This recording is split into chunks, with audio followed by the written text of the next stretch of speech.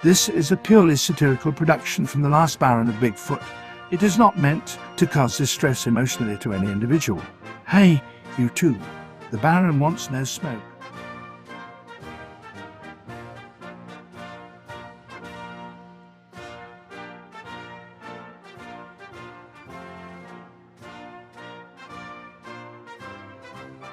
You know, I just think the big thing that Dee is doing is phenomenal. It's just great. And the dogman thing, but you see, when a guy like this comes around, you have a real son of Oklahoma. Mr. Doss is an American patriot in the arena of these make-believe monsters. I love to play make-believe. USCD is a black man, and wow, just that's great because the Bigfoot is black as well. He's black and Bigfoot is. Guess what? He is black. My gosh, it's simple, folks. And since Bigfoot is black and well, naturally, he is a black one. It isn't hard to see. And since Bigfoot is black, so this felony has the advantage. White ain't always right. It took years for the Baron to convince me he wasn't Tarzan. Folks, honestly, I still think he might be. I mean, my goodness, folks, he was just always in the woods talking to animals.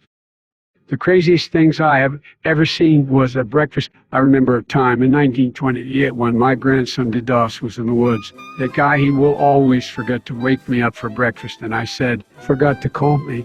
I said I might have to punch your mouth loose, Mr. Doss. Punching his mouth loose won't bring breakfast any faster, though.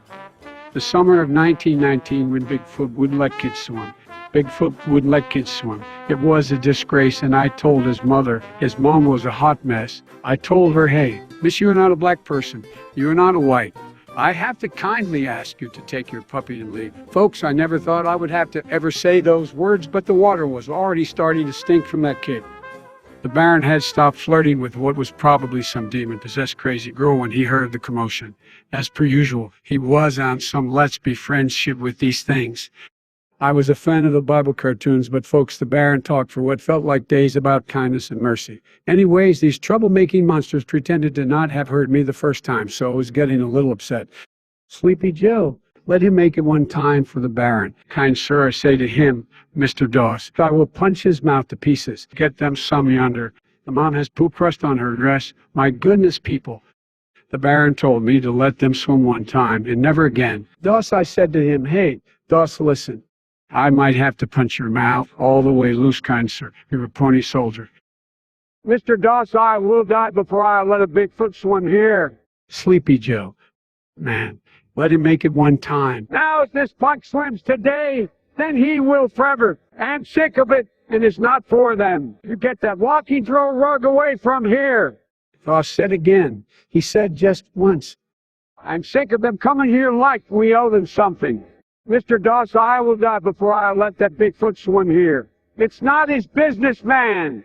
Also, the Baron may have been a little lost in the sauce, folks. This handsome devil tried to give him some of Mom's homemade banana pudding.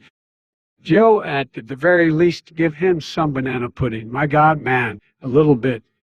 Having banana pudding with my friend, he can't have none of it. I'm sick of talking about it. You get that walking throw rug away from here. He leaves. She leaves. We eat pudding. Doss said again. He said just once and never again. Enough is enough. I do not swim with a Bigfoot. At this point, I was sick of all three of them. I just wanted to slap all three of them. Just like my favorite television program, The Three Stooges. Just like the Three Stooges. Watch them spin around like tops. Now the Baron, he knew not to test my gangster, but the Bigfoot kid, he was going to need some help understanding. I had a Smith & Wesson gimmick at that time. 6 shots make that flipper lip stop. I stayed strapped in those days. The Baron knew it was only a matter of time before I pulled my shooting gimmick. Now you see the Baron. See, was about that action as well, so it was a touchy play to make. I was so cold-blooded in the streets they'd call me Chopper Joe, busting caps like soda bottles.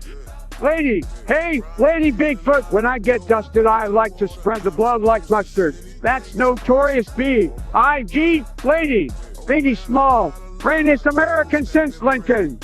Hey, Bigfoot, I dare you.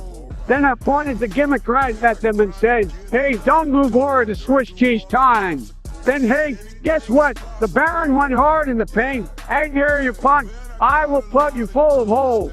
Lady Bigfoot, you see this thing I got. Now enough is enough, lady, to take that rug and leave. He snatched my shooting gimmick away quick fast and in a hurry. Before you knew it, he hit me square in the top of my head. Put a cartoon on it, and I saw birds and stars. Not the things you do, kind sir. The Baron took the gimmick from me. He hit my head with it. Of course, if I had done something like that, the Baron was a savage, so I truly did not want to smoke people. I did not want smoke that day. I wanted to tell you this amazing story of understanding versus hate for one reason. My friend D, the explorer, the Baron, the Oklahoman, he pricked my cold heart. These differences can be between the man and woman, political party affiliations, religious practices. What I learned that day was we must control the beast that lives within us.